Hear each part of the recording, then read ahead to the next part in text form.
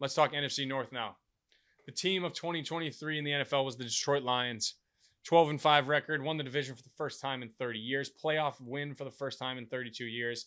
I'm getting chills right now thinking about that Detroit crowd in those games. That was special, truly special. I thought they were going to the playoffs, or I thought they were going to the Super Bowl, excuse me. They ranked third in total defense, or total offense, excuse me. Second passing offense, fifth rushing.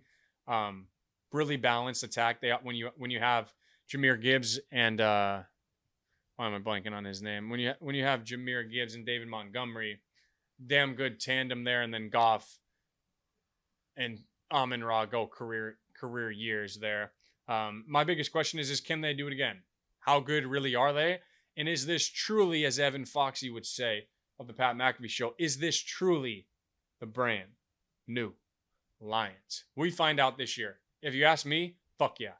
I think the Lions are the best team in the NFC, and I'm picking them to go to the Super Bowl. That is a little bit of a spoiler because I basically just told you they're winning the division too. But I'm picking the fucking Lions to go to the Super Bowl. I think this is a damn good football team. They should have beat the Niners in the playoffs in the NFC Championship game last year.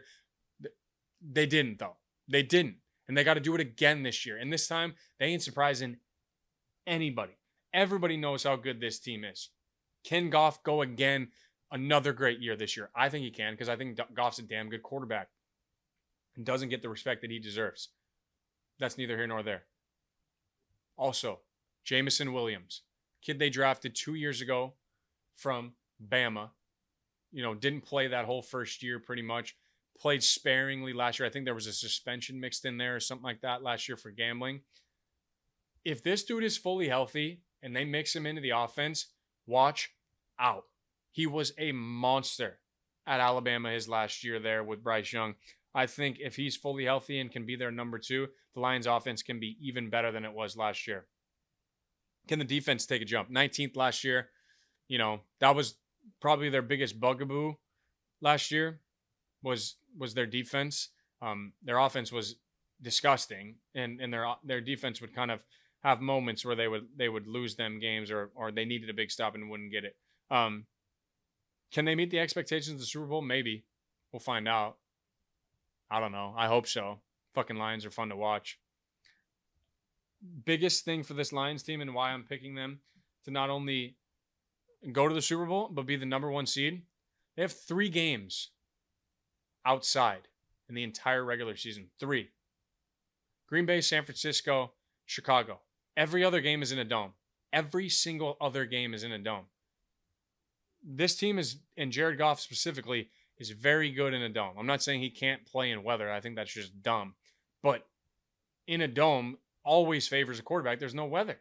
So 14 of their 17 regular season games in a dome, that has to favor any team, especially a team that's this good and explosive offensively. Kevin Zeitler added to the offensive line. Last 3 years in Baltimore, entering his 13th season. They get Terrion Arnold as their first-round pick cornerback from Bama. He had 6 picks last year. He'll be a starter. He'll help that back end for sure. And then their big pickup on the D-line is DJ Reader, who I said was a massive loss for Cincinnati and is a gigantic pickup for the Lions. 9th season, 4 with Houston, 4 with Cincy. He had 23 tackles for loss and 9.5 sacks in those years. All he does is stuff the run. Guy just eats up the run, dude, and just... I love this pickup for them. And then you get Marcus Davenport on that line as well, former first-round pick of the Saints. He's got 23.5 sacks in 67 career games. So they've revamped that D-line to stop the run and to get after the passer. And then next to Arnold, they also had Carlton Davis, who not only won 2 Super Bowls with Tampa, but has 9 picks, 3 forced fumbles, and 73 pass deflections in 76 career games. Damn good corner. Solid as fuck. Love that dude. He basically takes CJ Gardner-Johnson's spot. So there's your Lions preview. This team's going to be good. Unless Goff gets hurt. Then they'll suck. Packers. 9-8 last year. Tale of 2 seasons. Lost to the 49ers in the divisional round. They started 3-6. They were bad last year. And then they just turned it on. Regular season, they finished 6-2. Blow out the Cowboys in the playoffs. Almost upset the Niners. 11 total offense. Defense was pretty average last year, and they bring in Jeff Hafley, former head coach at Boston College, who just got a big win Monday night. Shout out Billy O'Brien. He was the Boston College head coach for the past 4 seasons. He spent 7 seasons coaching the NFL, though, from 2012 to 2018. DB coach in San Francisco and Cleveland. Also coached in Tampa. So this guy's got experience coaching the NFL. My little brother is a big Packers fan. He's very excited. I know the fan base is very excited to see what this new defense can look like. I believe Joe Barry was their defensive coordinator last year. Ty Schmidt from the Pat McAfee Show hates that dude. So we'll see if Jeff Hafley is the answer. A lot of college coaches saying, fuck it. I don't want to deal with this NIL transfer portal bullshit anymore. I'll just coach real football. What does year 2 look like under Love? Remember, he wasn't that good in the regular season last year. He really wasn't. Like in the beginning half of the season, like he was just pretty average, and then turned it on to a fucking crazy level. Crazy level at the end of the last year. Youngest team in football they were last year, and they almost go into San Fran. They almost won 2 road playoff games last year. Ridiculous. How good are the wide receivers? Watson, Dobbs, Reed, Wicks. They got like 4 or 5 of them, dude. How good are they? I think Watson and Dobbs both missed times last year because of injuries, but I think Dobbs is their number 1 if he's healthy, and Watson is the guy that breaks the game open for them. Wicks and the other guys are very, very solid as well, but they have so much depth there, and they're all young. All of them are young. So we'll see. I like their wide receivers. I think they take another jump this year to make them even better. And then my big question is, Josh Jacobs going to be a massive upgrade over Aaron Jones? I don't know. Could be. I like Josh Jacobs a lot, but I also like Aaron Jones a lot. Like, Aaron Jones had a hell of a career for the Packers. Josh Jacobs led the NFL in rushing in 22, in 1,600 yards and 12 touchdowns on 4.9 a carry. 4 of his 5 seasons, he's averaged at least 4 yards a carry. Only played 13 games last year, 800 yards, 6 touchdowns. I like this pickup, especially you get a veteran back with all those young skill players. I think Jacobs has a big time year for Green Bay without a doubt. I just think he I don't know how big of an upgrade over Aaron Jones, but Josh Jacobs top 10 back in the league without a doubt. They get Malik Willis to be their backup.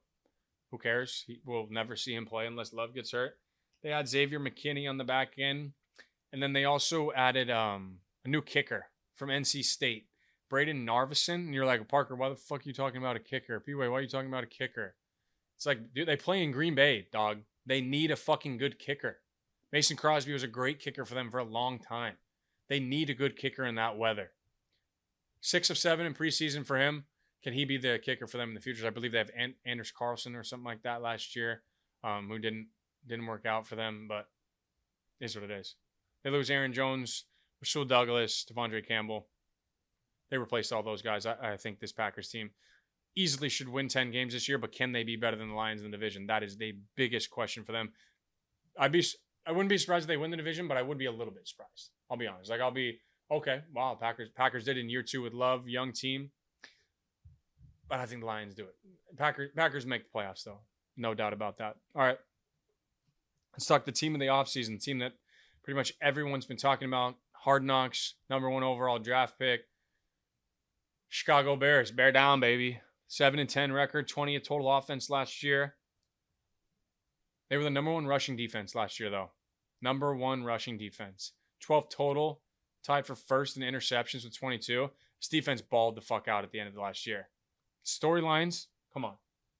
There's one storyline bigger than anything else in all of Chicago, and that's Caleb Williams. This team has not had a franchise quarterback. I don't know how long. They won a Super Bowl with Jim McMahon. That was a defensive team, and Walton Payton was their best player. I don't know when the last time this team's had a franchise quarterback, if ever. This could be their first true game-changing, elite top 5 in the world quarterback. I think Caleb's that good. You probably don't. Some of you probably do. Just depends on what you've read about him. Because there's been a lot of bullshit put out there about him, that he wanted a fucking part owner of the team, and then he wanted this, and he wanted that, and he wanted that. All that shit, none of it was true. All of it were rumors. This dude is a football player. A dog, too. Yeah, he cried when they lost last year. Imagine putting up 50 points every single fucking week and your team can't get a stop. You know, whatever. I expect Caleb Williams to ball the fuck out. Him or Jaden Daniels will win Offensive Rookie of the Year. Can Caleb Williams take this team to the playoffs? Maybe. Possibly the best roster of a rookie quarterback's had in ever. They give you Keenan Allen. They draft you Rome Odunze. They get you DeAndre Swift. You already have DJ Moore. Get Gerald Everett. Get a new center. They might be able to make the playoffs. They play in a really good division. But if they can get the defense that they got at the end of last year and do it this year again with a better offense, who knows? 2 new coordinators as well. Shane Waldron, 3 seasons in Seattle as the offensive coordinator, helped develop Jared Goff. What's the future of Eberflus?